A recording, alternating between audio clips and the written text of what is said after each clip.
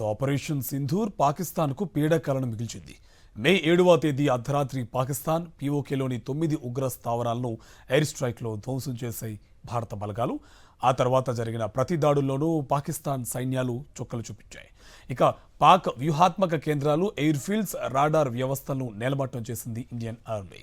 కోలుకోలేని నష్టాన్ని మిగిల్చింది. దీనికి సంబంధించిన శాటిలైట్ చిత్రాలను ఆర్మీ వర్గాలు షేర్ చేశాయి.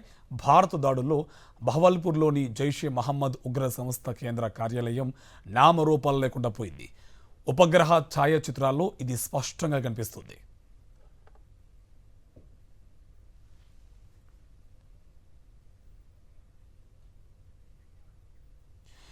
ఇక మురిడ్కేలోని లష్కరే తోయిబా కేంద్ర కార్యాలయాన్ని పూర్తిగా తుడిచిపెట్టేశాయి భారత బలగాలు.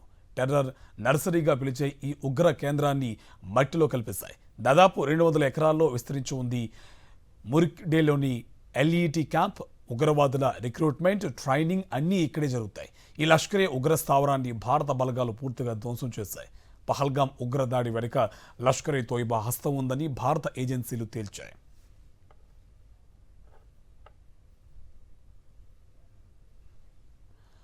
ఆపరేషన్ సింధూర్తో దిక్కుచచ్చిపోయిన పాకిస్తాన్ భారత్పై దాడికి యత్నించింది. ఈ దాడులకు తిప్పికొట్టిన భారత్ గట్టిగా బదులిచ్చింది.